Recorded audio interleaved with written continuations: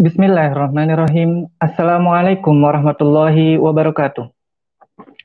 Greetings, friends, wherever you are. Welcome to the International Webinar Ambassadors and Young Leaders Week 2020. With me, Naufal from India, who will accompany our great speakers and moderators as the master of ceremonies during this event. The theme of this event will discuss about female leadership in Overseas Indonesian Student Association Alliance. This event will take over 2 hours from 4 p.m. till 6 p.m. Jakarta time, which will be moderated by Mr. Michael Ladu from United States as the Vice Head of Innovation, Business and Partnership Development Center, Overseas Indonesian Student Association Alliance for the first session.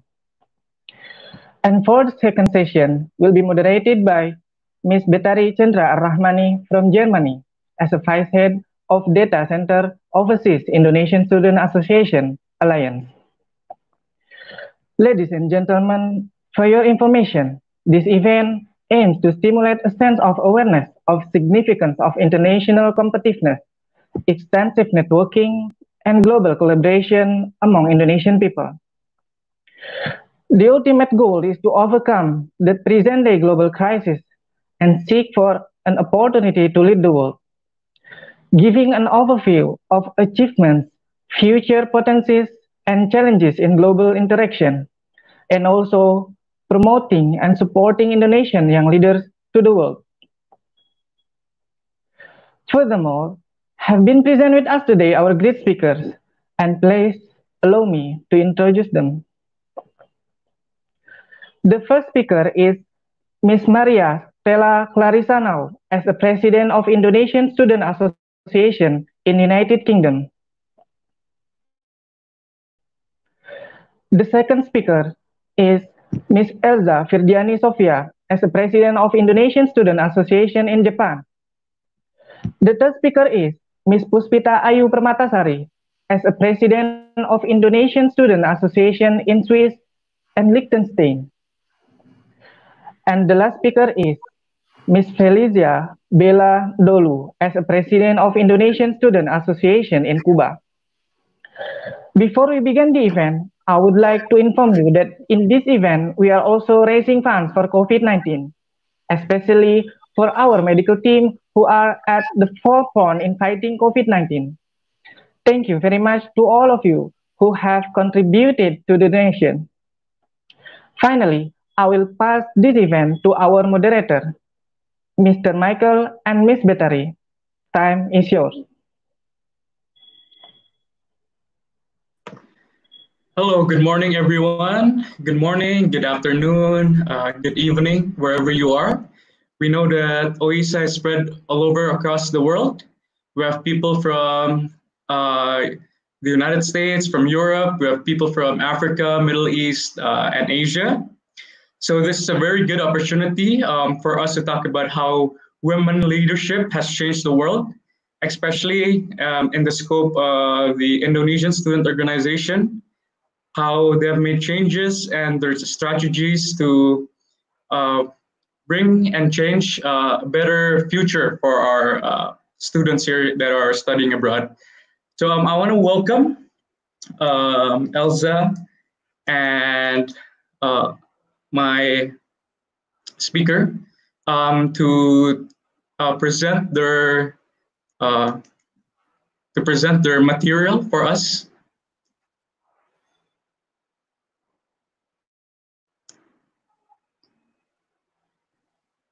Hello, Elza. Is it my turn right now, or am I like the second speaker right now? I'm so sorry. So I'm the first speaker. All right, got it. So sorry. Okay, sorry. Okay, wait a minute.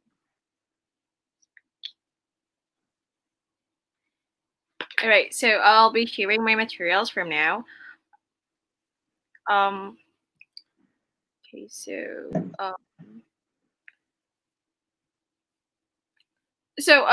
sorry, I think I got some trouble here because I don't think I could share only the PowerPoint file, but I am kind of required to share the whole screen, but I don't really want to share that. But Yeah, so honestly, I'm actually the second speaker, but I mean, I don't mind if you put me in the first as a first speaker as well.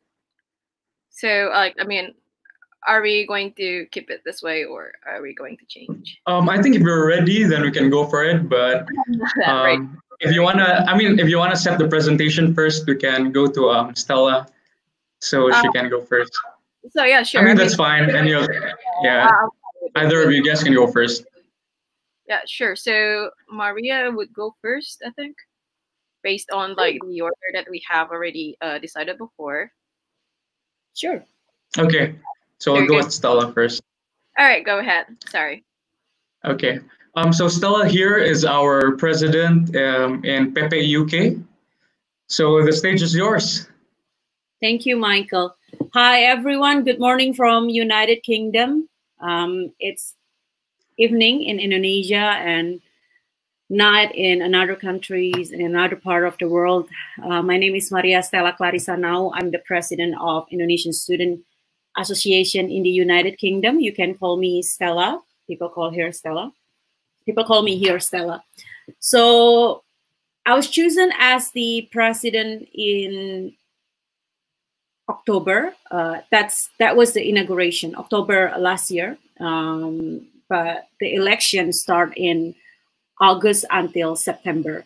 Talking about PPI UK, it's one of the big student association in outside of Indonesia, and one of the oldest actually. It was founded in 1970, so it has been more than 40 years. The Indonesian Student Association has taken place in the UK, based in London.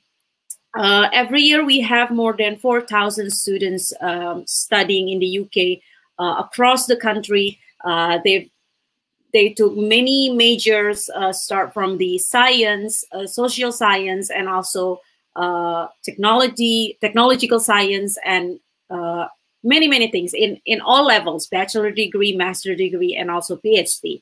As you know, UK is one of the most favorite countries where Indonesian students choose to continuing their study. That's why PPI UK become one of the biggest student association, apart from what we have seen, such as PPI United States, we call it Permias, and then we have PPI Jerman, and then PPI Belanda, and so on, so on. Since we have to talk about our experience leading the organization, let me start with why I want to be the president of PPI UK. At first, when I got my scholarship from the British government, the name is Chevening Scholarship. I heard about PPI UK way before that. I heard about how prestigious the organization is, and how big it is, and how active the members of the PPI UK. And the most interesting part is I heard that not many women become the president of PPI UK. The sad fact is,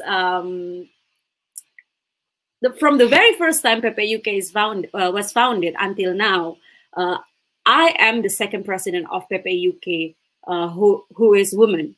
So the first one is Alanda Clarisa. If I'm not mistaken, she was the president in 2016, 2002, 2017. And then after that, we have male presidents for 2 years. And then I joined the race, and I won the election. That was my first concern. Like when I see the history of PPI UK, I was quite surprised that only one woman, which is Alanda Clarisa, who ever had an experience to be the president of PPI UK. And at that time, I was like, why only one woman? What was wrong? What happened? What happened with the woman? Women in the UK, particularly, of course, the students. And then I tried to find out, and I tried to talk with some of the seniors of the PPI UK. And one of the challenges that the woman had in the UK is most of the time they kind of afraid that they're not going to manage their study well if they do it along with managing PPI UK. And the second one, it's mostly a male-oriented sector in organization. It's always many men have the more braveness to join the election. So I was like, okay, let me try. I'm not aiming to just win. I'm aiming to see how was the election going to go. I'm aiming to see how was the students in the UK react when they have a woman running for the presidency in the PPI United Kingdom. So when I decided to run, I heard some of the comments from some of my seniors here and some of my colleagues. They were like, "Are you sure? Because you are representing the 3 minorities in this field. The first one, you are women, and the second one, you are not part of the majority." I mean, we have to speak clearly here. Like the majority, I meant in this discussion is you're not part of the Muslim majority, and the third one, you are not part of the race majority. You're coming from the East Indonesia, which never become the president of any other organization in the UK. So I was like, why not? I'll give it a try. Let's see. I think everyone here, when they choose to study outside of the country, when they choose to study to learn the education system, the cultural life from other foreigners, that means they decided to come out from their comfort zone. So they must learn something new. And surprisingly, when I experienced the election, we did a debate online 2 times, and the last one we did offline in London. It was witnessed by the embassy, and I met a lot of students, Indonesian students there, and we chatted, we exchanged ideas, and on the debate, I met all the amazing candidates, even though they're all males, but I learned a lot from them. And then I presented my ideas, and I presented my vision, my mission, my programs. And then I told them in the end of the, at the end of the debate, I told everyone on the last debate, I said, don't choose me because I'm woman, but choose me because you have the same vision and mission. You like my program. You want to be part of the PPI UK. You got excited to contribute and make this organization better. Don't choose me because I'm a woman. Don't choose me because I'm the only woman here. The fact that I'm the only woman is quite sad, because I was kind of imagining that I have a woman competitor in this field. Like the fact that I'm the only woman, it was already sad for me. So don't choose me because I'm a woman. Choose me because you see I'm qualified enough to be the president. So after that, we wait for around like 1 week or 2 weeks, and then the result come out, and then I got the seat. I want the presidency, and the most first thing that I decided when I structurized my cabinet, I see all the potential women in the UK. Then I asked them to participate. Mostly more than 50% of my cabinet lead by women. The head of external, the head of internal, the head of health sector, Mbak Vida, and then we have the health of pelayanan masyarakat, social service, and the other 50% is lead by men. And we cooperate very well. Actually, my vice president, he is studying at Oxford. He helps a lot. He gave a lot of insight. and then we kind of form one of the program that we are so proud to tell people is our evaluation system, not evaluation, our survey system that we name Laporona. It was like Corona report, like so we call it Laporona. It was the very first crisis management we did to serve the Indonesian students here. Like we want them to fill the questionnaire, the survey. We facilitate them to go back home with all the information they needed, and we also gathered all the doctors, Indonesian doctors in the UK, to be like a emergency call for all Indonesian students who feel worried, who feel anxious about the current situation.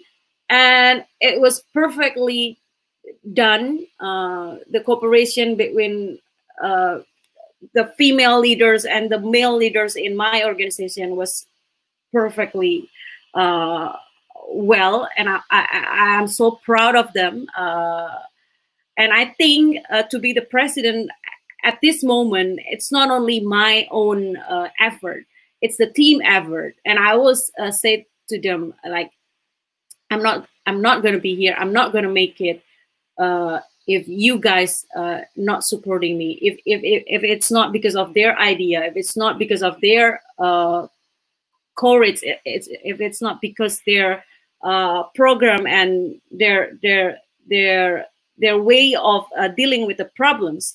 So I always say that to my colleague. I never treat them as my kepala bagian, or never treat them as my wakil. I treat them as a colleague, because I always told them this is a voluntary job. I'm the president, but I'm just like you guys. We want to contribute together. And I don't want to be seen as like, oh, you are the woman, you're the president, oh, you are so good in that, oh, because you're a woman, you manage things well. Because for me, that also quite unfair. I want people see me as the quality that I had, and I want people see my other colleagues, my male counterparts, with the quality they have. So we don't have to see the gender as something that contradict with each other, which it's already quite clear that we have a different gender, but we have to see beyond that. We have to see the quality that we have. We have to see judging people, choosing people based on their track records, based on their what they've done to the society, what they've done to their circle, to their environment, what their ideas, what their strategy to implement their ideas.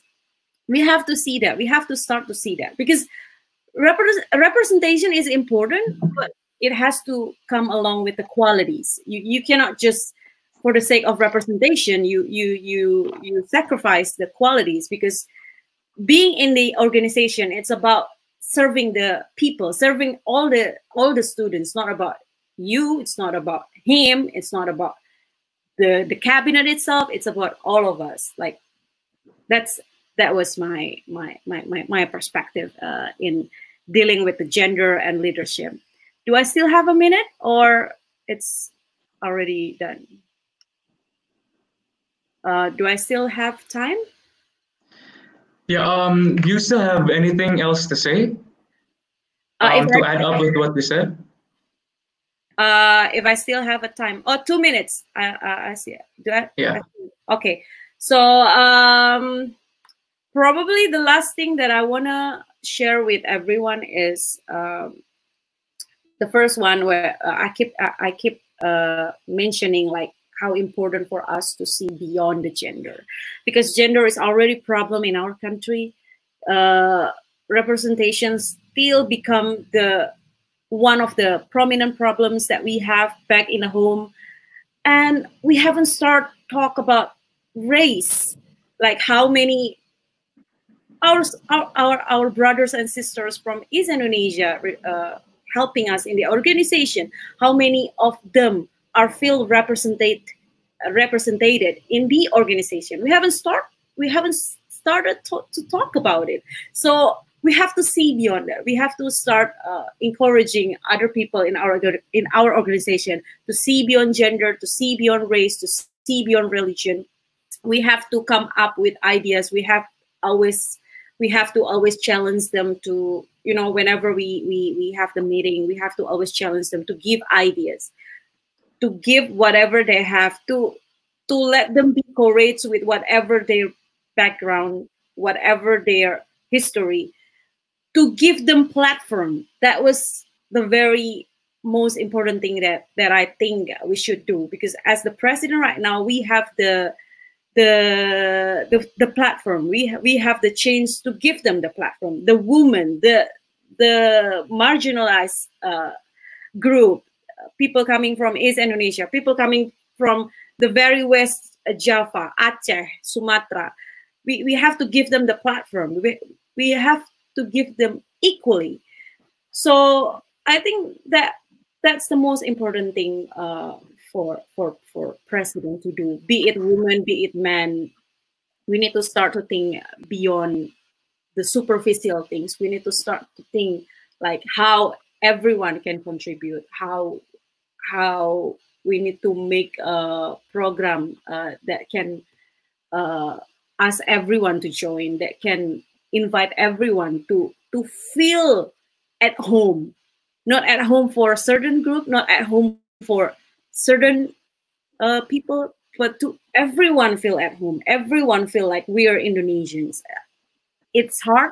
It's not as easy as we are saying, but if we do it day by day, if we keep it in our heart, and if we put it in our programs, it will represent it. We don't have to say a lot on that. Thank you so much, Stella. It's very insightful. And what I got from your presentation earlier is that we should not stereotype others, either as that gender, race, or even social class. So I think everyone should be given the equal opportunities to become president, to be someone that is a part of a family. Especially we Indonesians, kita bergotong royong. So even though we're outside of Indonesia, even though we're still studying abroad, overseas, it's very important that we have an exclusive environment.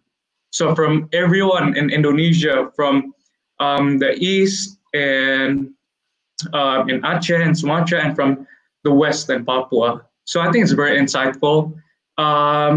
So I would like to welcome my next speaker, by Elza.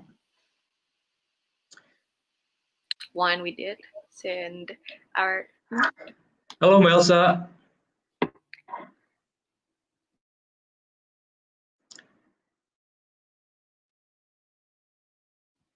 Oh, sorry, it was muted. Yeah. Hello. Are we okay now? Yeah. So earlier we were talking about equal opportunities, and we should not stereotype others. So now is your time. The stage is yours. Thanks. I'm trying to share a screen, but I honestly have some difficulty in doing this. No, this is bad. Sorry, I'm just gonna. Okay. So it's a bit hard for me to share the slides. Am I? Can I do this? So, sorry, I got some technical issues here. Could somebody help me with the share screen? Cause, okay, so, yeah, sure. I think I'll be doing this. So, could you see my slides now? It's still loading. Can you see there you go. Can you see my Perfect. slides? Perfect. Yes, clear. Okay, so am I in the screen as well, or is it just like the slides appearing on the screen right now? I can see your title. Okay, so you can see my title. All right, that's enough. And I can see your face as well. All right, thanks. Yeah, I just wanted to make sure whether it's visible or not. All right. Perfect. So, okay, so can we start now? I'll be putting the time too, so because just just in case anything I need to, we need to make sure that I actually spend. Okay, not too long, but all right. So let's get started. All right, thank you very much for the opportunity that you gave me for me to give a talk about female leadership in OISAA. Sorry for my mispronunciation if there's any. I am the representative of PPI Jepang, which is the Indonesian Students Association in Japan. So I'll be introducing myself a bit in the beginning, and then I'll introduce about our organization and then what we do, and also, you know, our future events probably. And then later on, I'll be talking a little bit about female leadership, followed by female leadership in OISAA, and sharing a bit of my experience as a female leader of PPI Jepang. So, all right, so my name is Elza Firdiani Sofia. You can call me Elza for short.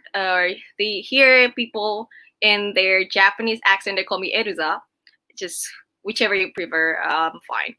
I'm currently a first year PhD student in applied mathematics at Tohoku University.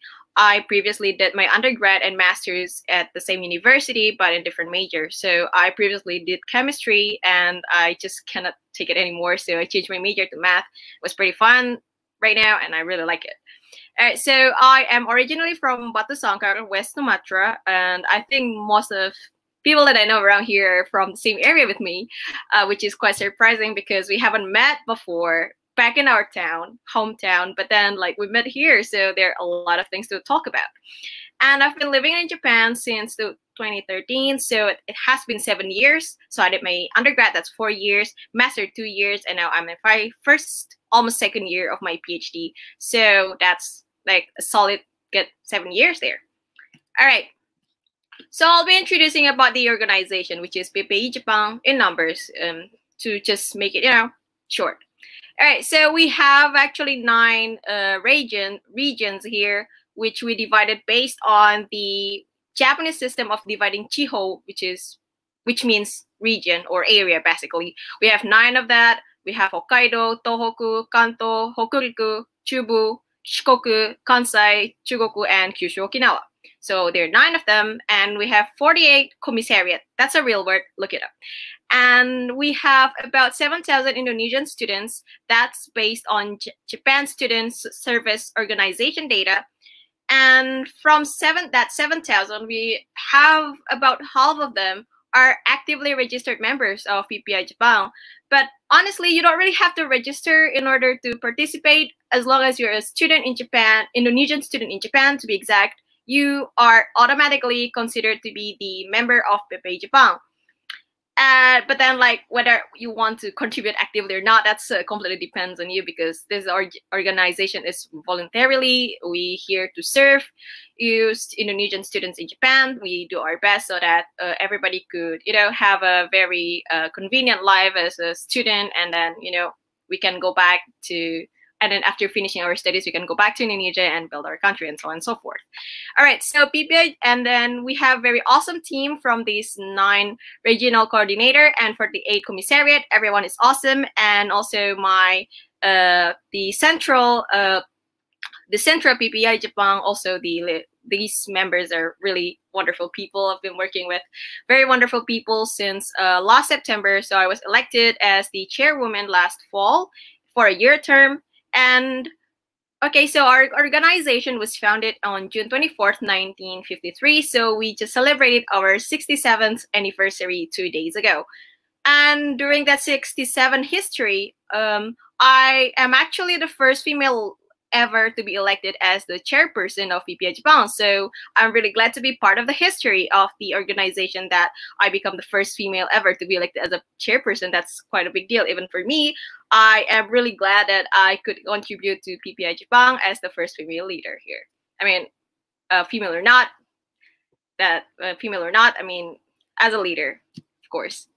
And so I'm going to talk a little bit about what we do as a student organization. So first of all, you know, not everyone here speaks Japanese. Not all Indonesians here speaks Japanese. So one of the things that we could do is to translate the news that is important especially during the pandemic, during these hard times for everyone. We help to translate the news from Japanese to Indonesian, and also we help to deliver information from Indonesian embassy in Tokyo, so that everybody could equally get the information that is important for their daily life here.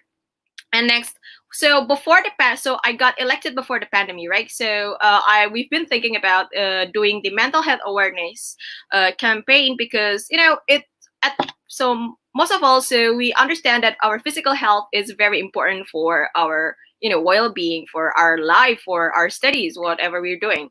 But then at the same time, we sometimes don't really consider our mental health, and besides, that is also a really big issue here in Japan.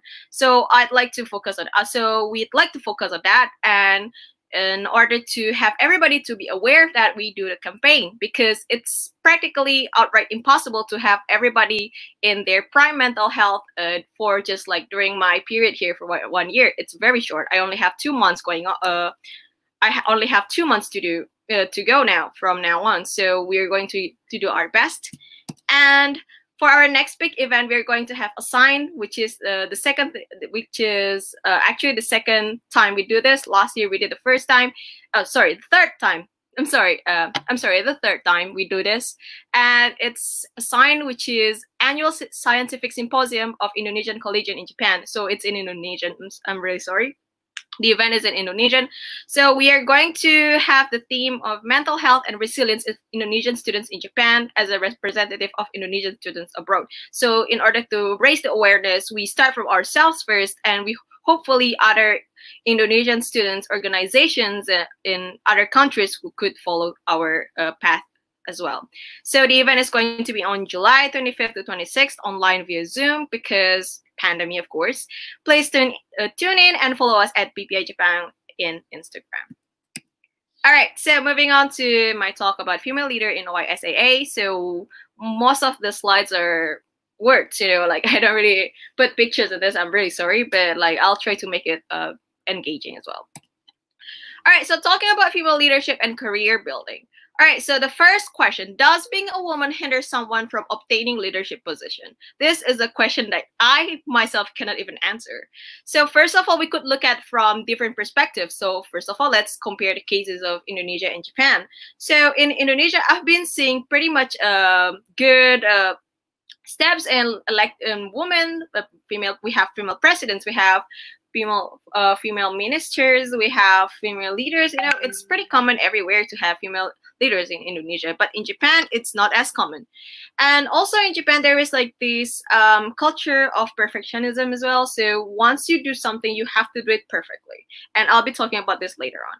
And also difference of culturally assumed roles play a big part. While in Indonesia it's not all, I'm not talking for all household here, but it is okay, it is acceptable to divide the house chores, or have your husband help you, or have somebody in the family to help you work at home. But here in Japan, almost everything at home is a wife's responsibility, a mother's responsibilities. And so while you're working, you have to still manage your home as well. So that's the thing. So career women or female leaders, we all are expected to have it all unrealistically. So I think most of you have been reading, so maybe some of you have been reading about Sheryl Sanders, the book Lean In. Like, she drew everything perfectly, but at the same time, it's an unrealistic expectation, because can we do everything?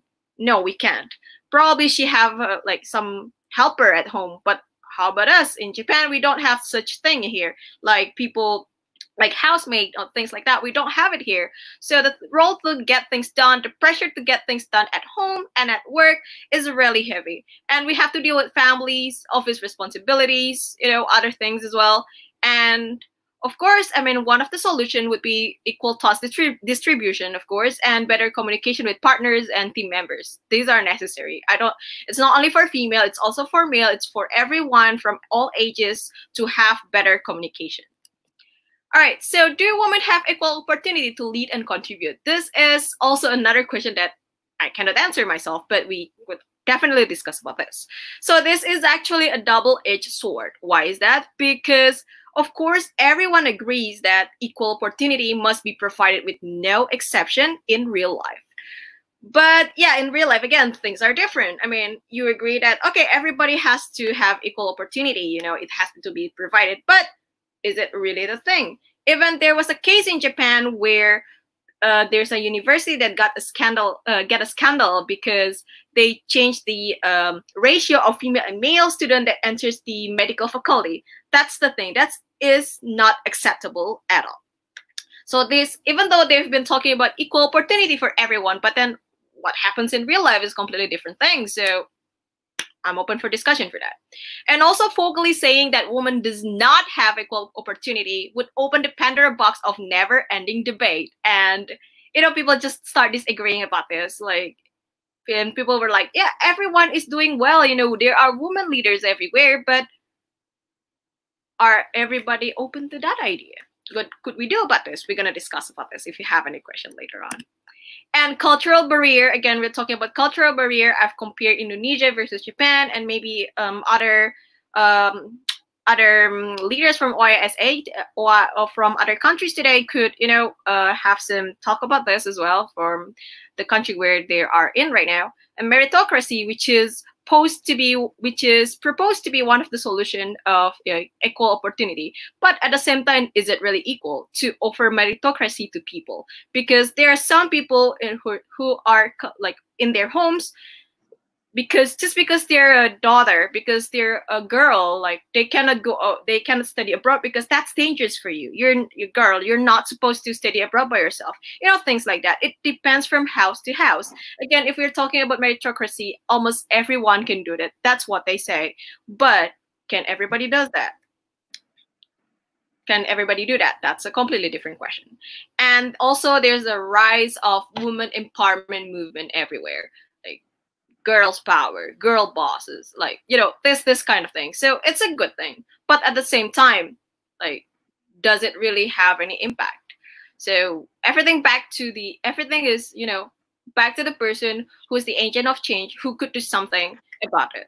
And then so I'm just gonna share a little bit of my story versus like there's like another girl that I knew back then. So just somebody asked me, like, just straightforward, like somebody just come. She's Japanese. She was like, "So how common is that in your place to have female leader?" You know that kind of question. And I was like, "Yeah, that's not really weird thing." So, and my parents kind of let me to be in charge of doing things and that, that kind of thing. But then she was asking another girl from Indonesia as well, "Is that the same in your home?" And she was like, "No, in my place, like I can't go abroad from like when I was like in my undergrad because I'm too young. Like, it's dangerous for girls, like things like that." Like, my parents never considered that. I don't know, probably they kind of trust me a bit too much, I guess.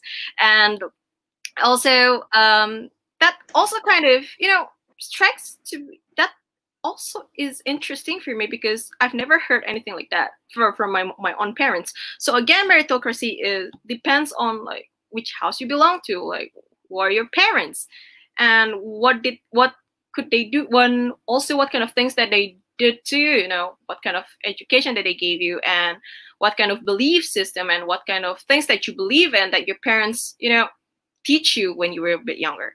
And also about a woman empowerment movement. So people were promoting about female inclusion, representation in a certain organization. At the same time, I mean, I do agree that we need to have female representation in organizations, at work, and student organization, in countries, whatever that is. So in many ways, but at the same time, we have to maintain the professionality of work while being inclusive. Yeah, it's not impossible. Of course, it's not impossible. We still need to consider people based on what they can do, not just based on their gender. Thank you so much, Elza. Just a last slide, I'm sorry. So female leadership in OISAA. So far, I have not been facing any gender-based discrimination in OISAA as far as we know. So keep it up. We're doing so you guys are doing really well. And I do agree that more inclusion of female leadership is important to improve representation while maintaining the quality of organization by selecting individuals based on their capability and willingness to contribute. That's the end of my presentation. Thank you very much. Thank you so much, Elza. So there are a few takeaways that I can actually bring and remember. So first of all, I remembered how you talked about women working at home, women from home, and responsible for their household. So I've heard someone say that change can start from home. So doesn't mean a woman working at home as a housewife, taking care of the household, doesn't mean they cannot make a change. So I think that's very interesting to see the women role in Japan and how we compare it here in Indonesia. It is pretty similar. Usually the one who takes care of the household are women, but I think it's also our responsibility to motivate not just women but also men to equip themselves to make a change, to become better at I themselves. agree. Yeah. So I'm here with a friend, my other moderator. So she's Batari. She's from Germany, and she'll be leading the next speaker. We have two more speakers. And I just want to remind you guys, for all of you who are watching, we're actually raising funds for the COVID-19 in Indonesia. We're going to buy the money. We're going to buy supplies such as masks, all those other things. And you can donate from GoPay, Dana, OVO, Genius, and the bank transfer. So up to you. You can choose where you want to transfer and donate the money. And I'm going to give the stage to Vitari. All right. Yes. Thank you so much, Michael, for giving me the time. My name is Batari, and I will moderate our second session today with Ms. Puspita Ayu Permatasari and Ms. Elza Belandolo. As a reminder, there will be a Q&A session and discussion with the speakers after presentation. For those who have a question, please write your name and your country or region, followed by your question. We will choose the best questions from the audiences for the speakers to answer. So, without waiting any longer, we invite the third speaker, Ms. Puspita Ayu Permatasari, to deliver her presentation. The stage is yours. Hello. Hi, everyone. My name is Puspita Ayu Permatasari. Is there anyone who can share in my presentation, or should I do the share screen by myself?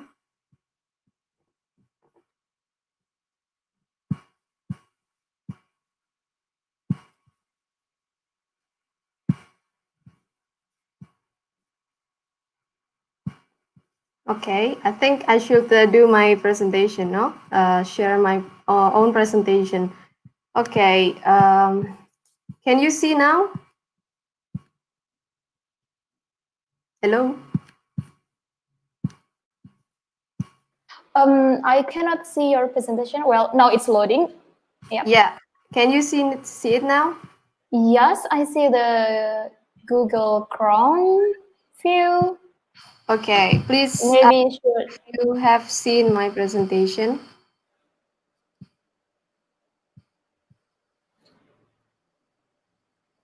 Can you see it now? Oh, wait. Yes, I can see it. But Puspita, maybe you can just go to the presentation and it will, yes, it will display the presentation. Okay, so do you see the passion, patience, and persistence, right? Not yet. Okay, somebody, I have already given the presentation, but well, I will see if I can share it. Okay, let me help you.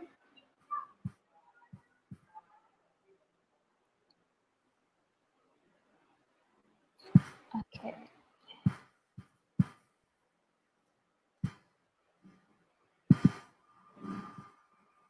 So, okay, this, can you see it now? Not yet. You know what? Maybe we'll just share my screen. Okay. I think it's loading. It's loading. Yes. It's loading. Oh, it's yes. Now we see it. Now you see it. It's passion, patience, and persistence, right? It's still on the side number 5. It's number 5. Yes. It's not yet on the slide. Let me see. Okay. All right. Should I help you because I already have your presentation and yes, please, maybe please, I can. I mean, I'm waiting from your part actually. All right. Okay. Let me share Sorry, my screen. guys. We have been trained that the show must go on, so we can. Yes, definitely. Yeah. So I have okay. shared my screen. Do you see? Yes, I can see now. So. All right. So, yes, Mbak for- Puspita, the stage is yours. Yeah. And just let me know if you need to go next and next.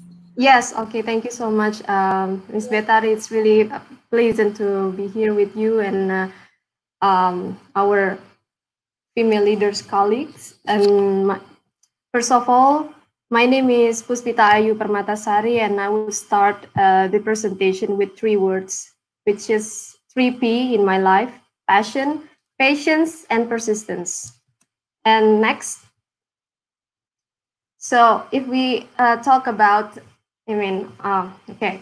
So first of all, I did my bachelor in Chinese studies, 我是韩学系. So being a polyglot myself, I have been trained to speak in French language.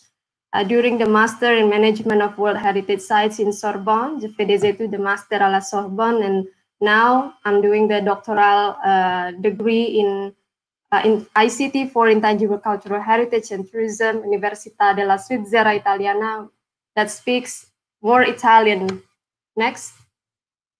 So speaking about life as a human, as a woman, something that really sparks my my life, my interest and passion is from the quote that blue roses are perfect for the woman who marches to the beat of her own drum.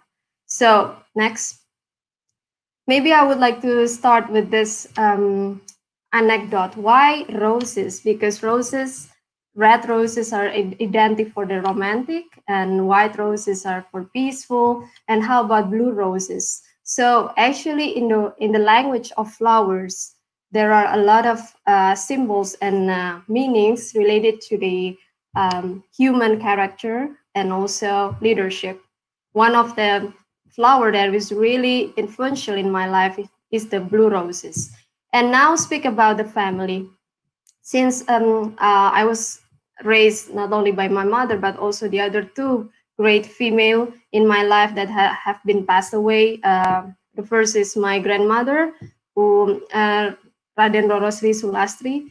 She raised me from when I was 4 years old until senior high school. And the only quote that I really remember since then, the don't feel small and insecure, and everything on earth can be learned and you can do it. So she speaks Dutch, and she practiced speaking Dutch with me every day when I was little, while I didn't understand what she was talking about, but she has given me like a passion to learn more than one language, which means like English and Mandarin and French. And also my other influential female leader in my life is my aunt, Raden Roro Anianggriani.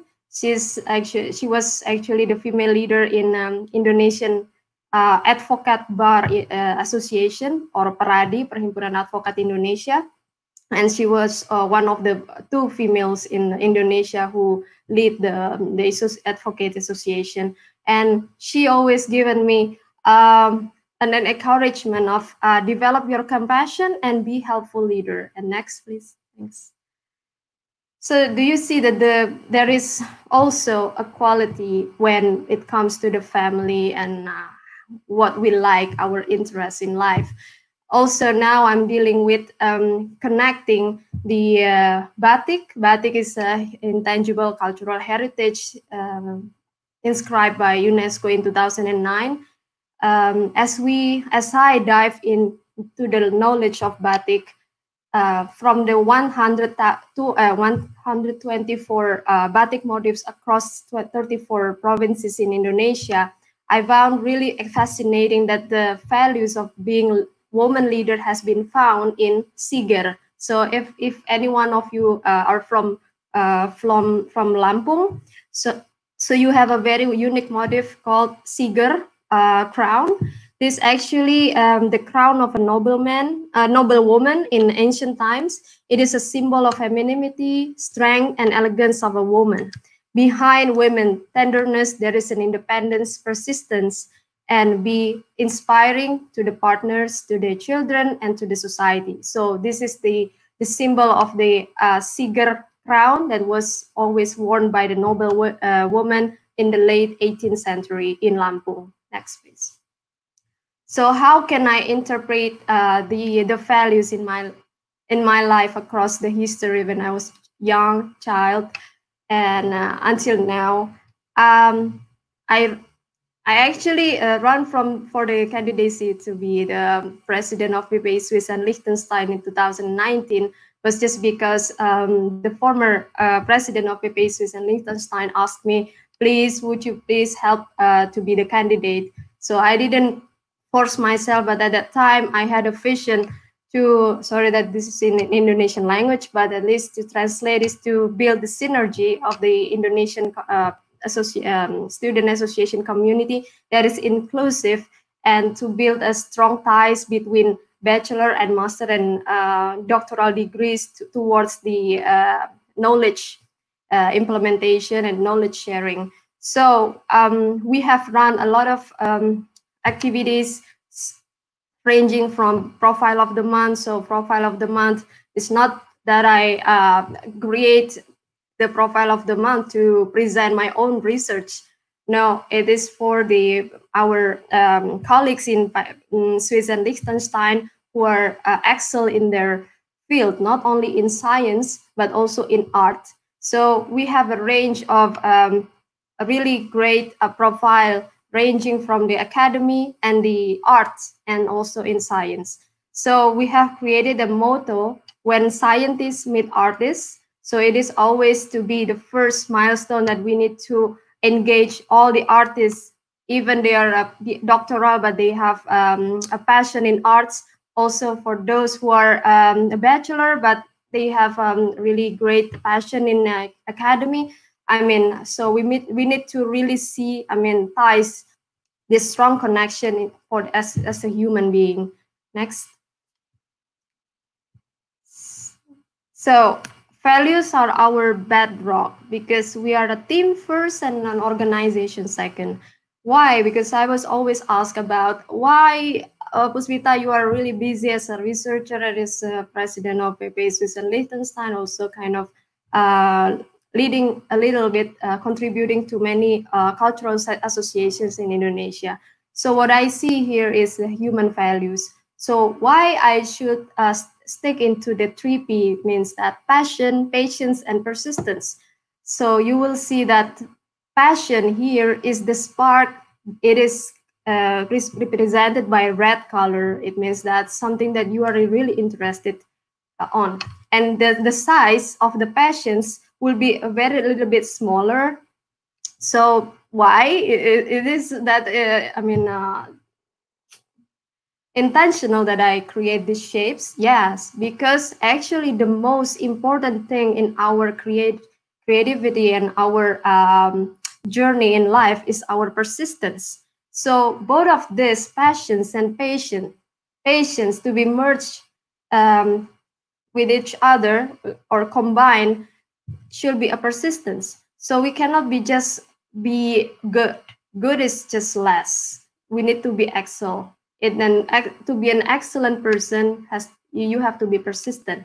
And that's why I quote la raison d'être. It's la raison d'être is a philosophy of French people. La raison d'être, it's please next.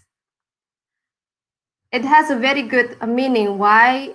The reason of being. So this is what fundamentally and precisely defines a company or an organization.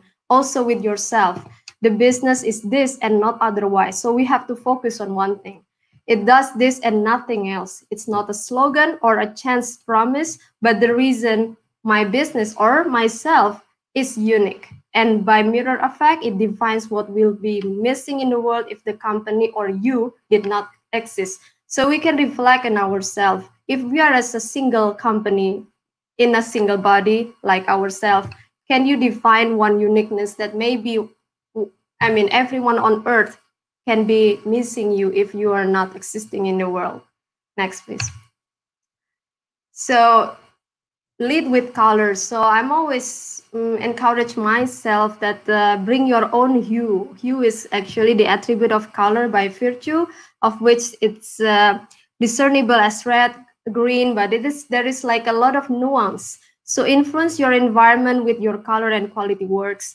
Be the difference that your environment will never miss out. Next. Yeah, so from this connection, I would like to, I was really happy that in 2016, I represent Indonesia in the UNESCO, in the Convention of Cultural Diversity. That time I was the consultant for World Heritage Sites and the cultural diplomacy. So I was 26 years old.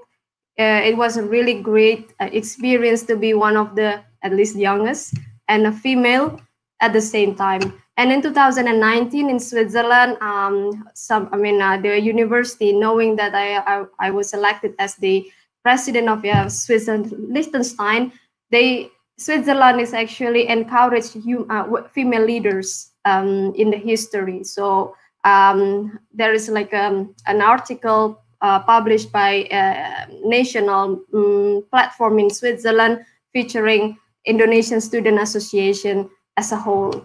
And I was really blessed with the achievement to be the representative of the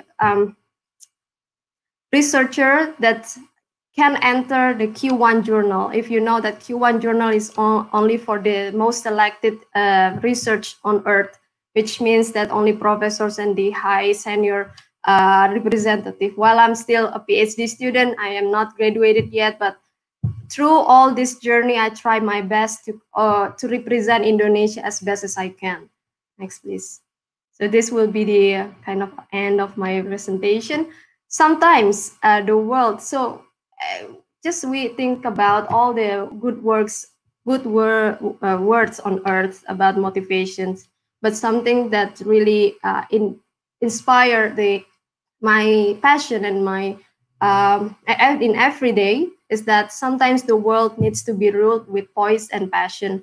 So try to find your interests, be it for female, maybe you like makeups, maybe you like clothes, you like jewels, but you also need to really excel in whatever you do. So if I can share, as my name is Permatasari, it means that the essence of diamond.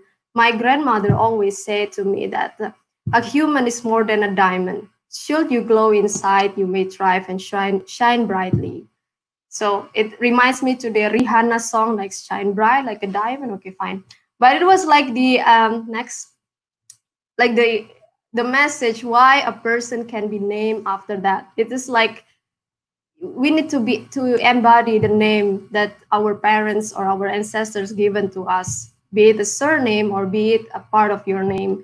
So as in the end, for being leading PPI Swiss and Liechtenstein, at least as the one of the two female leaders in the history, PPI Swiss and Liechtenstein has been founded in 1957. So this year will be 63 years old of PPI Swiss and Liechtenstein. Coming together is a beginning, staying together is progress, but working together ensures success. And next. Thanks for being here, and now let's get to work.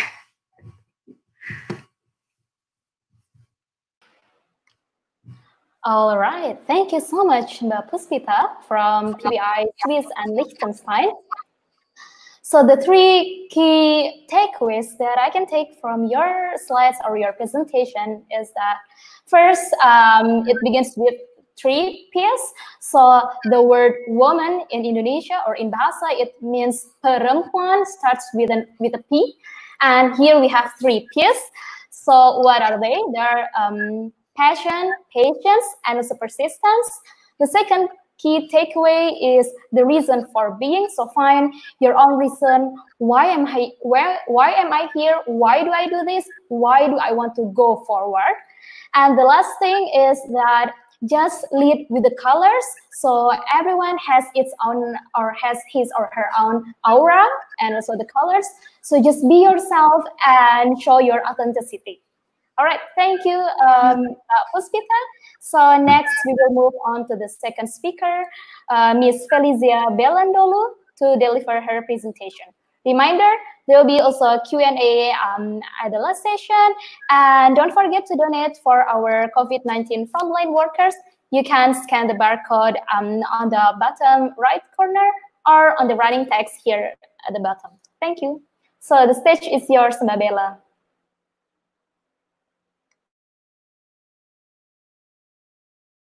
All right, so I think you're still muted. Just okay. Before anything, I would like to introduce myself. I'm Felicia Belandolu. I'm the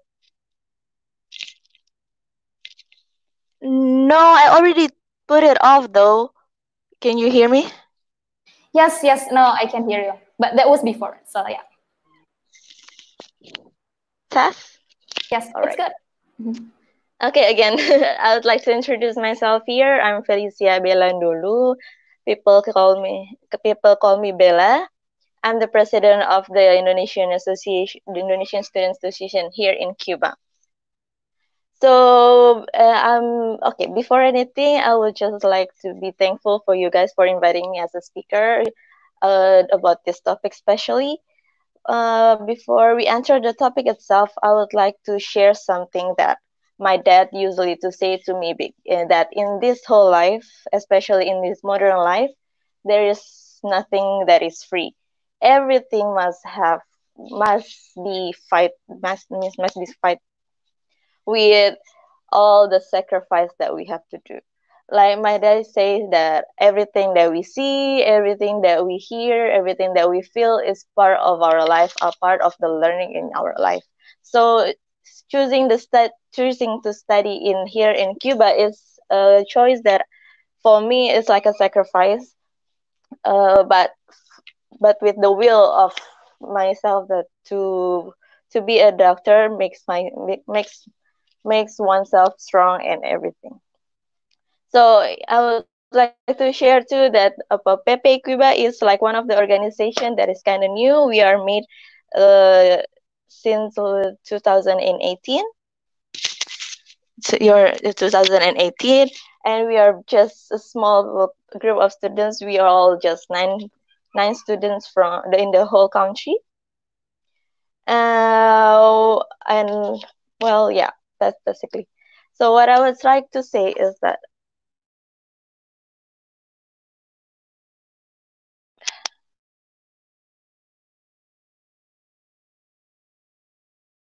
I think you're muted again, Mbak Bella. Yes. Okay. Test. Oh my God. Yes. Now it works. Okay. All right.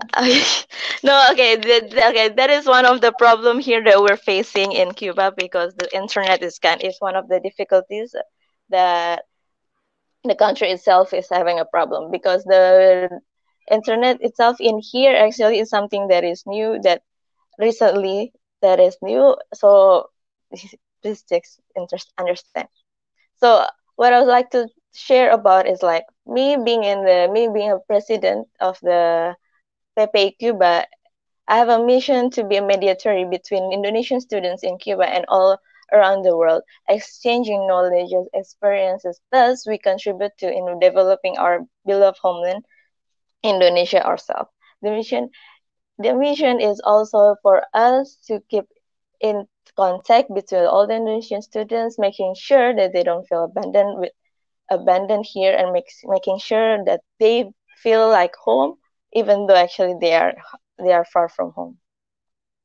So in this country where I'm studying right now, talking about the female leadership, in this modern era, no? I would like to share that here in Cuba, women have equal constitutional right as men in the economic, political, culture, and social fields, as well as in the family.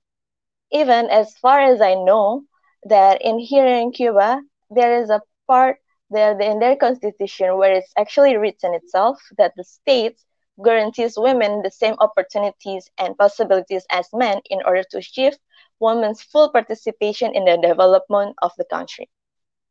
And it also has been proved in the year like 2015 that Cuba was ranked as a sixth of 162 countries on the issues of female participation and political life.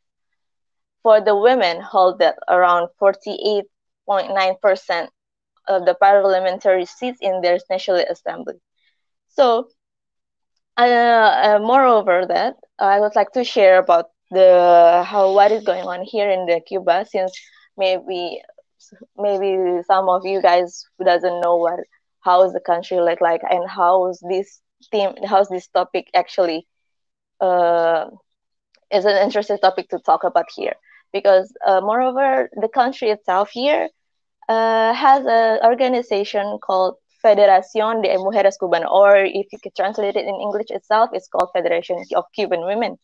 One of their goals is providing equal opportunities for women and mobilizing them into various roles. So, in the Cuban history, since the 1959 revolution, Cuban women's participation have been strongly proved in the development of the country itself. They don't prohibit their rights, the women's rights. Instead of that, they encourage women and men to work together with the same opportunities and rights, with the goal, with focusing everything towards the same goal for all, for the better future, for the better country, of course. And also, I would like to share about that. What I know also, it's like this. Shortly after the revolution in Cuba, there was like a mass literacy campaign about to read. In like around 1960, in that year, that organization that I was talking about was charged with identify the illiterate women and convincing them to participate. Thousands of women became teachers, and by year of that campaign, Cuba was declared a territory free of illiteracy, which I consider that as a start of many amazing accomplishments coming. Because I can see that from there, I guess, we can all agree, right? It's like reading is one of the key to success. So knowing that the Cuban or the state encouraged the women to do that, to participate, to be one of to chase and achieve their goals is really, really interesting. I mean, knowing all the problems that we are facing, like around the world in this era. And again, so in the addition, the states also been in the country and the university that I've been studying here has been so supportive about these equal rights between men and women. There are some other policies even that have been made to help women here pursuing their leadership position in many ways, while also carrying out the family responsibilities. For example, they have this policy for people that working or a leader, people who works in as a leader in one of the organization and such things. They have that the states, how to say, support that with the policy saying that those women, how do you say, have the chance to okay, first of all, I would like to say that the things here in Cuba is kind of hard to get. For example, things to eat, the things to like all the basic stuff or basic stuff of human needs.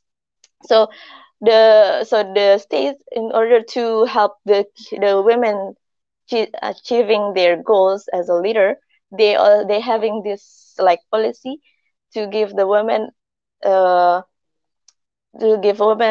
chance to buy something so they can also be responsible for their family.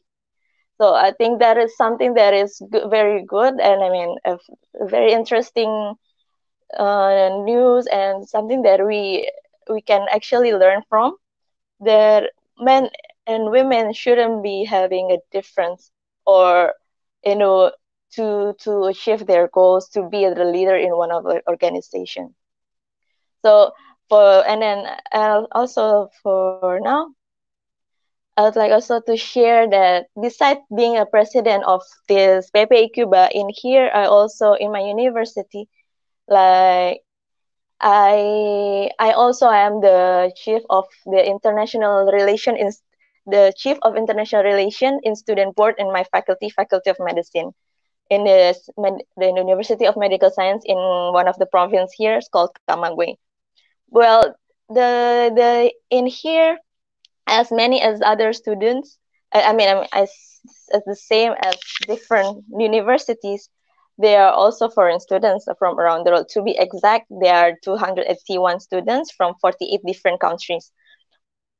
So and then also before here, I also was elected as a secretary of the ethnic and gender in the student board also in the year 2016, 2017.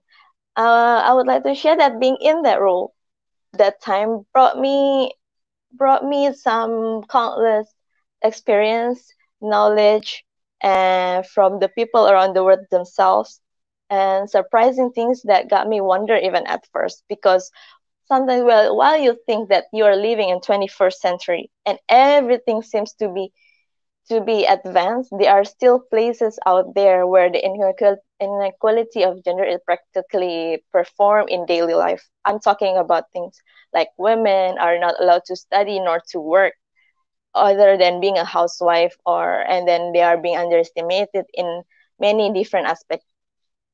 So that time when being that position, I got the privilege to share and help people, especially women, to brush off the thoughts or mindset of being inferior of men. So in Korea, I got to be the chief of international something that I consider, even though there is a problem out there, if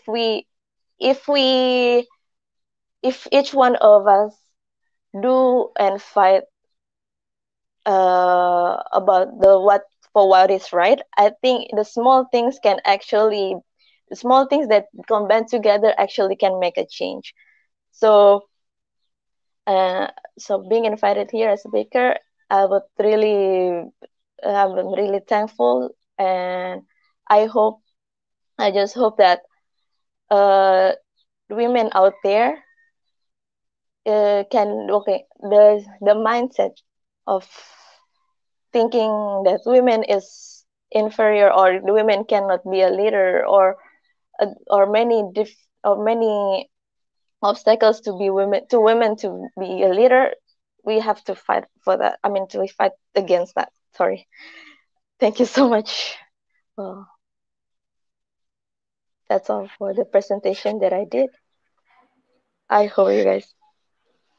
All right, thank you so much, Mbak Bella, for sharing the views in Cuba, especially in South America. So three key takeaways that I can take from your speech are, first, that there are a lot of good practices about gender equality over in Cuba, even up to the organization, or also like to the university itself. And the second thing is that reading is a key of success. It's really true. I mean, like, even though we are in the digitalization era, we still can read. There are like a lot of access, like kind of like also maybe the digital books, maybe, or like the paperback books. So reading really opens the world for us. The third thing is that the gender inequality is still apparent in some places all over the world. And for us women, we should not just sit back regarding this topic, but we have to show that we can show that we are capable of being in the leadership position, and that we can also share our responsibilities with our partners.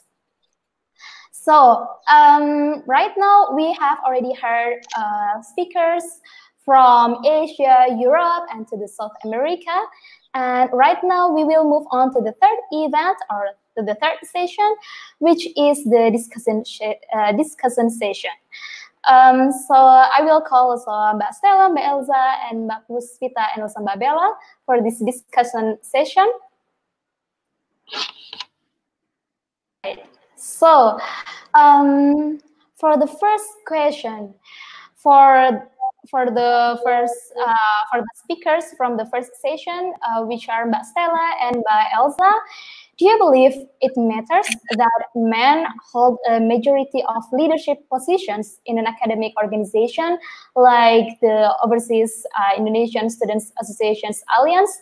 Why or why not? Maybe, but Stella, can you answer first?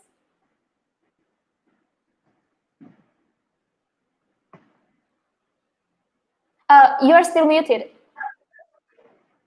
Sorry, the question is, do you believe women has to hold a position in the student organization? In kind of way. So it's, do you believe it matters that men hold a majority of leadership positions in our organization, in an academic organization? Men? Yes. Oh. And also maybe, and also women. I mean, first, do you think that men should have the majority, or maybe like, do you think women should have the majority, or like it's equal? And why? I'll make it a bit clearer for the question. So it's actually asking you whether you matter if women. Whether you matter if men holds a majority of position in our organization, student organization.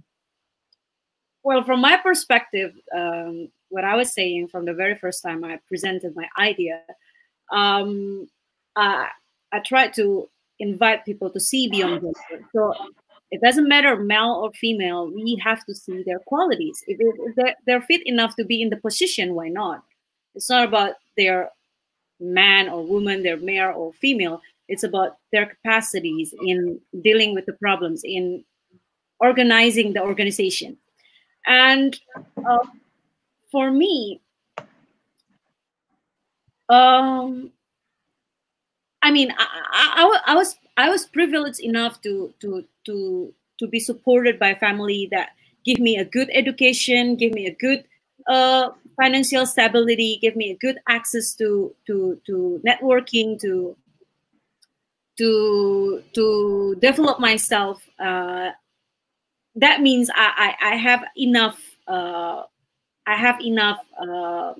do you say it? I have enough preparation whenever I have to compete with my male counterparts. But I don't want to see it. I don't want to say it in that way. I want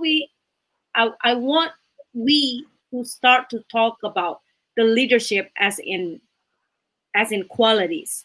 The fact that we only have several women, or still a limited women, to be in the leadership position, it should not have been a concern only for women. It should have been a concern also for men. So when men in a leadership, when men hold a position, he should also provide facilities. He should also provide a support where, if they feels that the woman in his organization not feeling represented enough, not feeling empowering enough, so he should be the one who provide the platform. He should be the one to provide the access. He should not thinking about is it man or woman. He should think about the quality of the individual himself or herself. So I think both women and men, both female or male leaders, they should give the platform to anyone who wants to develop themselves in leading organization, or in whatever they want to invest their time. That's my perspective. I don't know about others. All right, thank you, Mbak Stella. And maybe we would like to hear also the opinion from our PPI Japan representative, Mbak Elza. Thank you for the opportunity. Could you repeat the question once again? So, do you believe this majority either woman or man majority in the leadership positions in an academic organization like our organization? If so, why? If not, why not? All right. So, I mean, that's the truth. I mean, majority of the leaders in student organization in different countries are male. I mean, that's the truth. And actually, if we talk about the percentage of students who are going abroad, Indonesian students based on gender, we see that there are more male students that are going abroad. So practically, I mean, if we are talking statistically, there is more possibility for a leader to be a male than a female. I mean, we're just talking simply about statistics here.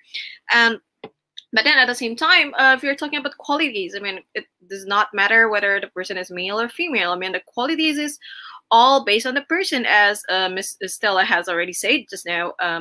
It all depends on the person's quality. We should look at the person from their capabilities, of whether they could lead or not. And for male leaders, especially if they are in the position to facilitate the female leadership, they should be, by all means, do that. I mean, for me, as a leader in student organization, I give equal chances for my male and female members of my male and female members of the PPI Jepang to, contribute in whatever they can, as long as it's positive, long as it gives, serves a purpose to themselves and also to the organization to unleash their potential, because I have my responsibilities to have all my members to have the best, the best for them. And also that is the thing for to be emphasized, I think, not only just about gender, but also again about the quality of the person itself, about the how the person behaves, how the things that you think are matters, what's inside, I guess. All right, thank you so much.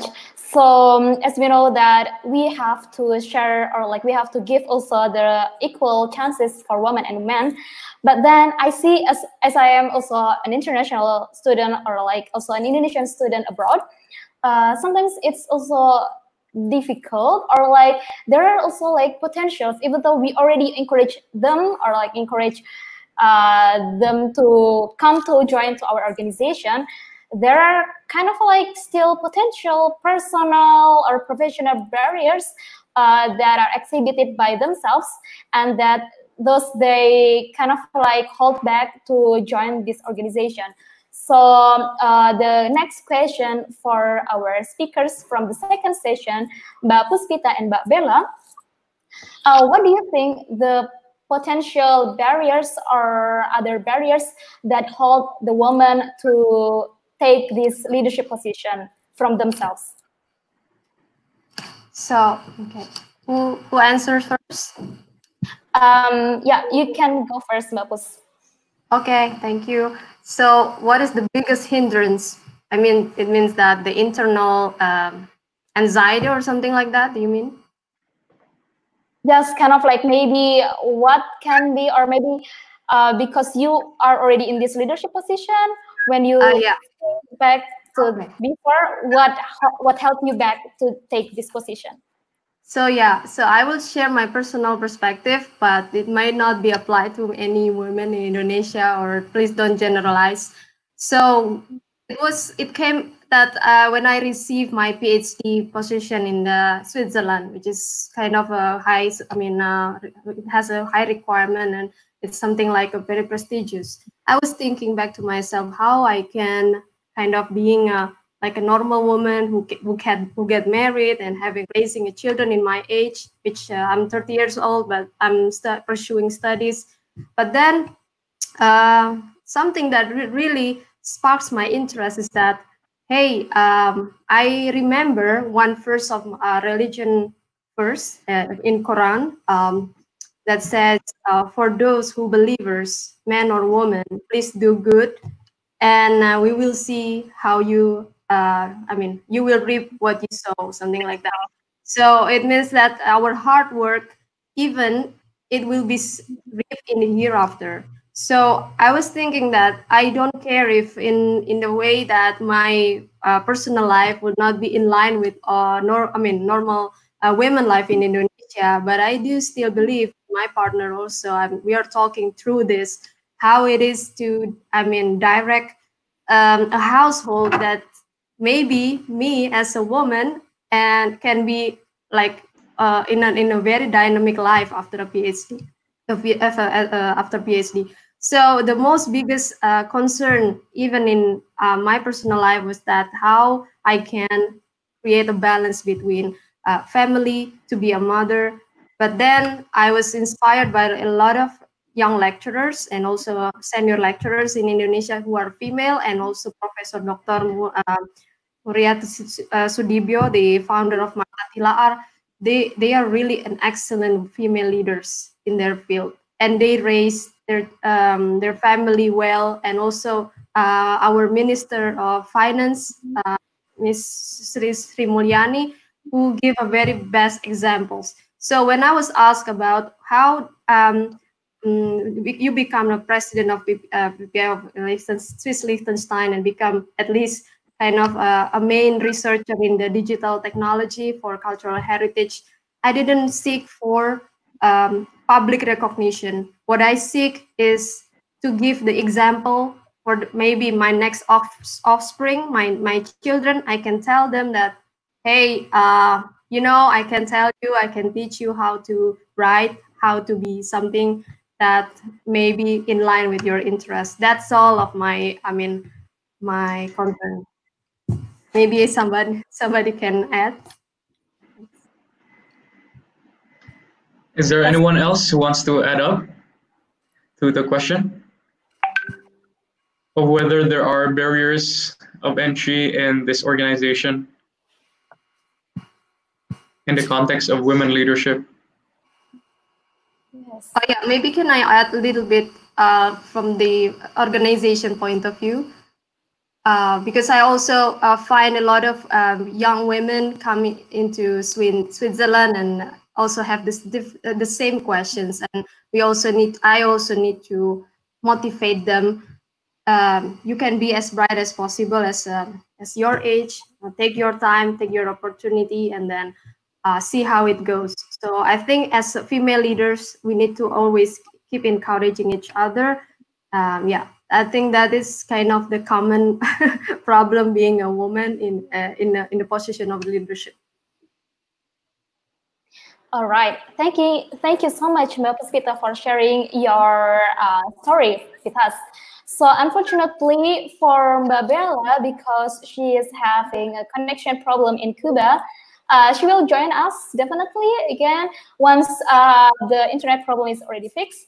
So we will continue with our last discussion question, which is, do we need then to conduct a close recruitment so that we can have a balanced number between women and men in our organization? Or do you think, I mean, in the terms of like giving equality in terms of the numbers, or like giving equalities in terms of the quality itself? So maybe it's open for all the speakers. All right, so can I have something to say sure. about this? All right, so actually back then, so last year we actually recruit people based on open and closed recruitment. So what we did was that we just, people start to register for, like they're interested in joining our organization to do something and volunteer for us and something like that. And what I found is that we people that wanted to join us was, basically for gender-wise, men and women, half and half. So it's almost equal. So the it's almost equal. So I think close recruitment itself. So I mean, if we're talking about chances again, it's definitely gonna be equal. The chance is gonna be equal. People are just gonna join whether they're male or female. And of course, like, because again we're talking about statistics here, there are more male students who are international students, but at the same time there are also female international students who are interested in giving their best to the organization as well. So I think for the closed recruitment, again, we need to emphasize on the capability of somebody, whether they could do it or not. But at the same time, we should think that if all of the team has only, it's all male, then I think you need to introduce the diversity to your group, or maybe whether your group is perceived as friendly to women or not, I think that's something to be considered about as well.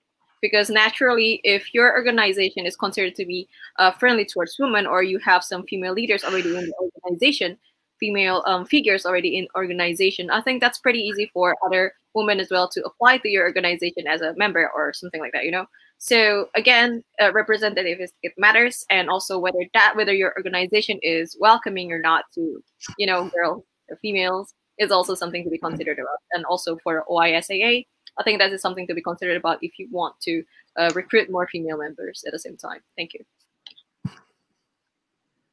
All right, thank you so much.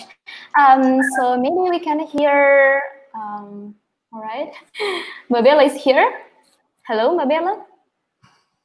Okay, I think she's been having some connection problems. All right, so maybe we can maybe we can go to Puspita to share your thoughts about this. Do we need them to have the close recruitment so that we can fulfill our women quote in our organization? When it comes to overseas PPI Dunia, it means that the World Overseas Indonesian Association, I think yes. But in terms of country Overseas Indonesian Student Association, it depends on the interest of the the members, because I think when it comes to as I take OISAA in America and European region, we have 7 female leaders in America and European region, including me. So, and then in Asia Oceania also there are 2 leaders, or maybe 3, I don't know. But what I see here in OISAA and PPI Dunia World Scheme, there are at least 10 female leaders, and I think this is a really, really ideal. And when it comes to as a voice, as a color, because you know, if someday or in other years, maybe these female representatives are lessening, yeah, it doesn't matter. But then you can also compensate in terms of the structure of the PPI Dunia itself, like the structure who the members who join into the structure of PPI Dunia. So, and you need to also encourage them and highlight them, as their profile is also very struggling, as first of all as a woman, and then secondly try to cope up with all the organization stuffs are not so easy. So I really hope that PPI Dunia will be better in terms of the acceptance of the female leaders. We have our own thoughts, we have our own color, we have the style. So we don't want to dominate. That is the first and ever statement from me, at least from myself. We just want to give our thoughts, our compassion, our color, because I think the world is more beautiful when it is colorful, right? And I think people are more interested in seeing different kinds of leadership. And I think women are really good to understand, and please develop your compassion and be a helpful leader, as my own ever said to me. Yes. All right, it's totally true, as you said, that we have to lead with our colors itself. So right now we would like to hear also the opinion from Mbak Stela. Sure, thank you, Battery. My perspective on that, not too different from Mbak Elza and Mbak Puspita. I think we all agree that the representation of women should be considered as one of the crucial things that not only in PPI in our country itself, but also in PPI Dunia. Maybe starting with this kind of initiative, having us as female leaders in the UK, in Japan, in Swiss, maybe it can help to bring people to awareness that, you know what, we can be the leader of the PPI in our country. Why don't you? Why can't you? You can be one too if you want. And then also giving them the platform for women to network, to do the networking. For example, in the UK, we have a women networking for the first time in March. Unfortunately, if we had to do it online because that happened while at the same time the UK government imposed the lockdown, but we are still managed to help the women networking, and we met all the potential, all the talented Indonesian women students in the UK that share their experience, share their ideas, share their professional journey and education journey. And also we invited our male counterparts to see what they feel, what they perceive about women in a leadership position, because to bring this narration to give better in terms of women development, we also need our male counterparts to be part of it, to contribute, because without them, it's gonna be the debate woman versus men again and again and again. That's why I always like you know, in every event, in every project that we held in PPI UK, I always make sure that it was represented by female. It also represented by male, and even in a discussion of women empowering, we always including our male counterparts, even those who coming from other countries, to share their experience, so that maybe from them we can learn something new. That's me. All right. Okay. Thank you so much, Stella, to share also this opinion regarding this topic. So unfortunately, I think Mbak Bewa is still having some internet connection problem. However, I have asked her with personal message about her opinion regarding these barriers that hold women back to take this leadership position.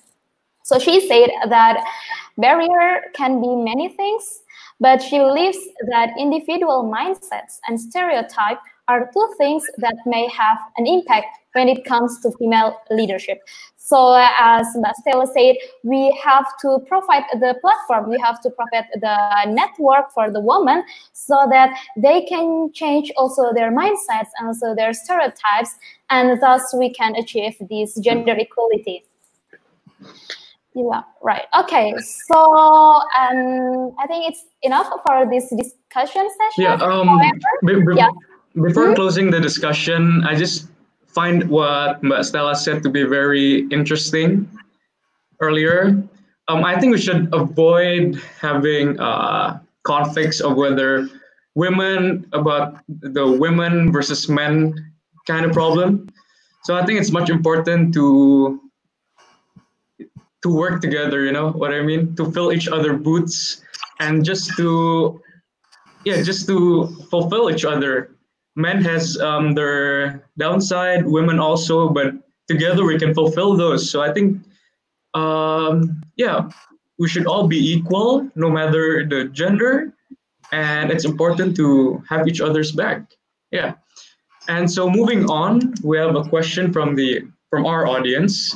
It's from Alvin Roshida. So the question goes, how do you think you'll bring the issue of women empowerment to those who don't have such privilege and have incorporated to such male-dominated society? Anyone wants to discuss that? That's pretty hard. That's a pretty hard question. Please repeat. Male-dominated society is so much internalized. It's the second one below that question for the operator. Number 2, yes, it's that bring one. the issue of women empowerment to those who don't have such privilege and have incorporated. May I try to answer? Puspita can start. I mean, let's discuss this. I might have to. I will need to prepare the SAE, Symposium America Eropa, where I have to deliver the keynote. And I think, I've been trying to, at least I have my own experience dealing with cultural association, since my field work is in batik culture industry. So there are a lot of young batik producers, at least, yeah, in my point of view, are female-dominated industry.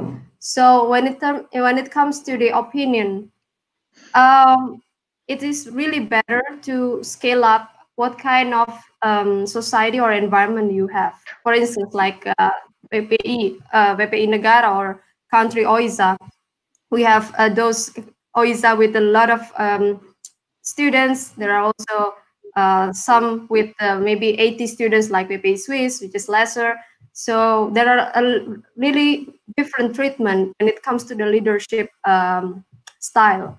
So also apply to a cultural industry where actually the female batik producers, as in my experience, they face, so they need to create batik in the day, but they also need to struggle with the household. Even I see their children are, bothering around when they are making. So what in their perspective, as I also learned from their style, is that they create a community where the moms can share their difficulties and attributes. Maybe here, as a representative of Indonesia, as a researcher, I have a privilege to voice out my concern about research and whatever, but I have to stand alone. And this is not easy at all because I have to do everything, every detail with no rest, but or maybe little rest. But with this moms community, they build each other. They try to help each other to do the household or maybe raising their children while they're working on something. So we need to really differentiate, not to create like you have to be empowered by standing alone in the society as the entrepreneur, as the woman, stand alone, one person, female leader in the world. No, because also with the classification of female in their work has to be respected, whether they are in the house or whether they are really have to be in the society. That's it, my explanation. Thanks.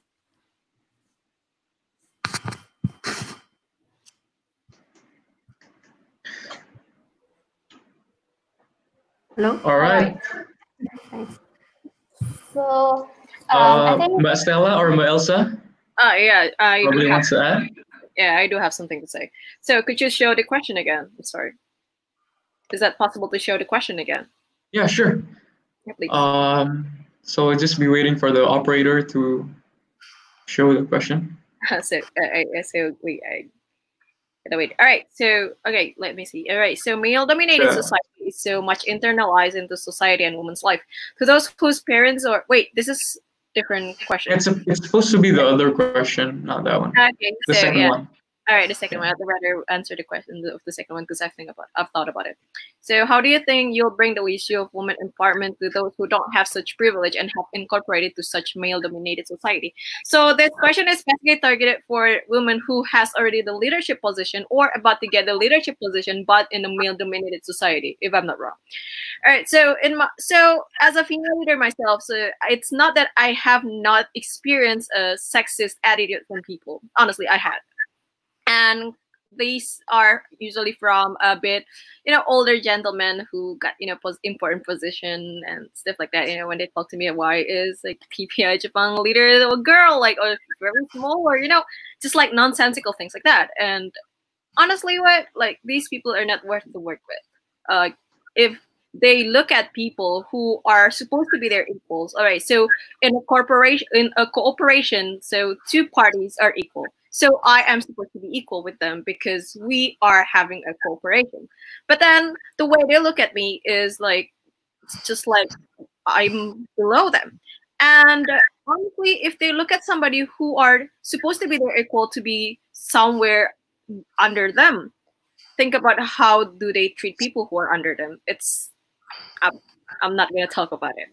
So, like these people, if you have such experience, if you have difficulties in navigating yourself in the male-dominated society, it's not about being male or female. It's whether you can stand for yourself or not. So in that case, I stand for myself. I cut the cooperation. I don't work with them anymore because, that kind of thing, I don't want to deal with them because probably in the future they're gonna take advantage of us as an organization as long as it benefits them, things like that. So, when they see their true colors, you're lucky. You could decide at that point whether you want to work with them or not, and stand for yourself. And that is my message for those people who are in as a female in leadership position or about to get a leadership position. Thank you. All right. I think we should be going to our next question. It's from Zafira. So the question is, in what ways can we engage men into the discussion of gender equality? How do we re-educate those whose mindset have been constructed to be backwards when it comes to gender?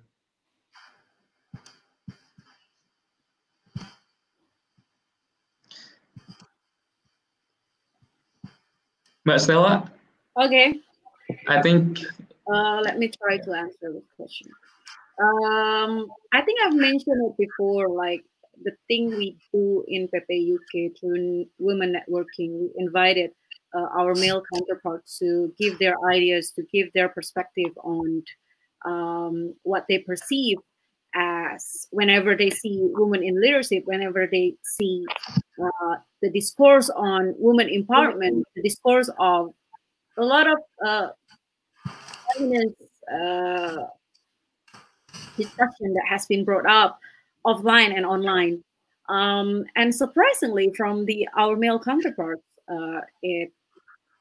without intention to generalize everyone, but from the discussion we have in women networking, they feel quite supported, and they feel like some of them they're not really understand enough what's the meaning behind women empowering. Is it about women trying to dominate the workforce? Is it about women trying to dominate the family structure? Is it about the woman trying to dominate the social life? So most of them coming to terms women empowerment with words such as dominating. What I heard Mbak Puspita also mention about it. And for me, they need to be clarified. We as a woman that has been discussing this over and over, we need to invite them to clarify all of these things to them. That it is not about domination. It is not about women trying to replace the position of what male currently holding, if I may say. Like, if it is not about the salary competition, the status competition, but it's about supporting each other as individuals. Because we keep trying to communicate with our male counterparts, I believe they come to agreement, they come to understanding that, okay, we actually can do something together. We actually can do something better if we do it together. So the number for women to participate and the number for inviting male counterparts to participate in women discussion is also important. I guess with that, we can start to see what many our generations, maybe I hope this kind of thing that we put together for women empowerment, for women leadership, doesn't stop in this administration. I hope it can continue in the future, so the awareness can be capitalized again and again in the future. That's for me.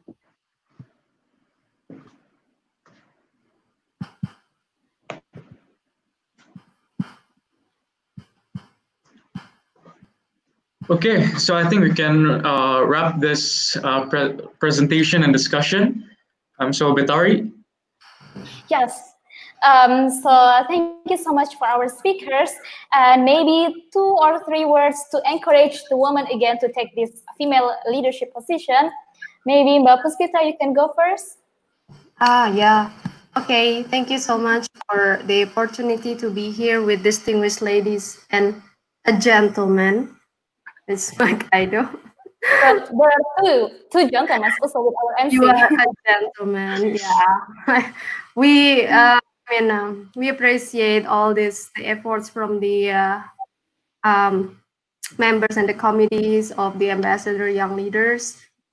This small efforts, if it's not being talked as small, but at least one effort can spark the interest and also the ideas of many women in the world, not only touching from Indonesian female society, but also maybe female audience from other countries.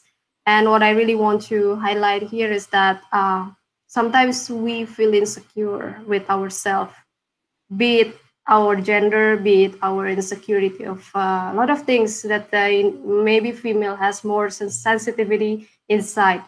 But take a side of that. If you are thinking about the brighter side, about your work, about your actualization, even if it is in a small, work, take pride of that and take your work as the color to contribute to your society and be proud of that, because only you can do that. Only you can have this position and only you can influence those around you. Thanks. All right, thank you so much for your motivational words, Mbak Puspita. So let's hear from our UK friend, Mbak Stela. You are still muted? Yes. I keep forgetting. No. Thank you for Battery, Mas Michael, and all the PPI Dunia male and females leaders. We are all leaders here.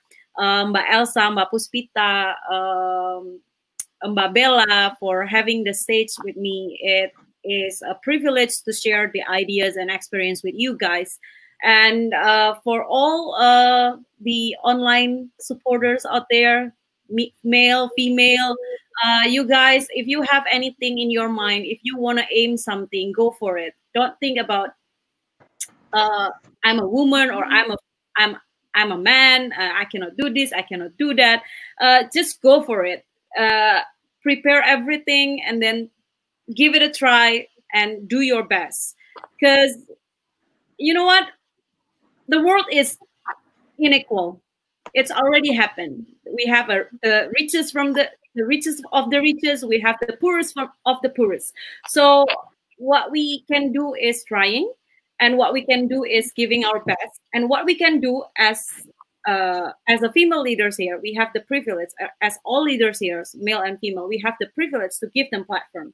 That's what we can do. So make sure we give the right platforms for them, for the women, for the male, for the minorities. We give them platform for them to voice out their opinions, to implementing their ideas, and hopefully in the future we can have more and more women participate in all sectors, public and private, in every major in our life. That's it, I guess. Thank you, everyone, for the time. All right. Thank you so much, too. And Mbak Bella, are you hearing us? You are muted. You are still muted.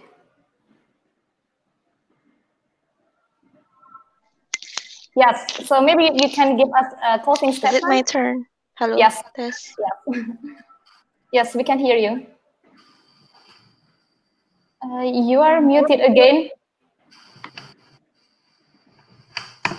So you are still muted? Yeah. Can you please unmute? Okay, I think, all right, okay. So,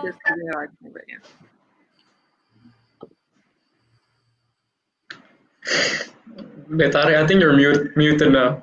All right, okay. So we will go to Mbak Elza, and then we will go last to Mbak Bella and also to Mike.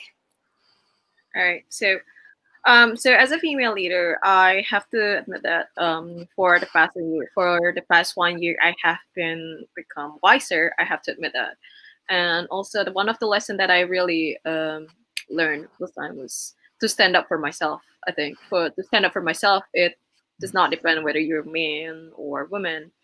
It has nothing to do with that, but you really have to stand up for yourself. If people give you unequal treatment to yourself, especially if you if you did nothing wrong. And also, I saw a very interesting question in the YouTube comment section. Do you think it's necessary to prove that women are equal to men, and why do you think so? So my answer is no. And what do you want to prove? We got nothing. So no, we got nothing to prove for. Are we going to prove that female leader are better than male leader? No, we're not proving that. What we are going to prove is that we can also do something for contributing to society, whatever we are, whoever we are. That's what we could do something. And we have nothing to prove again. I can't emphasize this enough. So we're not proving that women are better than men or men are better than women, nothing like that. There must be somebody who's definitely going to be better than you in whatever you do, somebody who's worse than you in whatever you do again and again. And so know yourself, stand for yourself, and keep on working on what you can do. Thank you. Thank you as well. So right. Unfortunately, Bella cannot join us, Mike. So I will just read her closing statement. Gender parity in leadership is important because true progress cannot happen without a diversity of perspective in leadership roles. And so for women, we shouldn't stop fighting to achieve what we want, change our mindset of machismo, and be confident. So we do not want to dominate, but we just want to give different perspectives and the soft perspectives from us. So I'm giving the stage back again to Michael. All right, so thank you so much, Mbak Stella, Mbak Puspita, dan Mbak Elza for coming and giving us your precious time. I know you guys are all busy, but thank you for it's a great opportunity to talk about women leadership, especially in our organization and also the world. So before closing, I just want to quote Malala Yousafzai. She's the youngest women Nobel Peace Prize recipient. So she says, I raise up my voice, not so that I can shout, but so that those without a voice can be heard. We cannot all succeed when half of us are held back. So everyone should be given the right opportunity. It's not men versus women, but it's us together, we can make a change. And I think that's all for tonight. Thank you so much once again. Thank you also, Betari, for being the moderator. So I'll see you guys next time, hopefully in Jakarta. Thank you so much. Yes. Thank you all for watching. One more thing, donation. Please donate for our COVID. Don't forget to donate. Yeah, for COVID-19. So please welcome. There are so many ways that you guys can donate from e-banking to actually transferring to the QR code down below. Thank you guys so much. Thank you. Hope you guys have a good evening. Bye, everyone. Thank you. Have a good evening. Have a good evening. So maybe we get back to our master of ceremony to close this event. Mbak Bella, yeah, so the master of ceremony.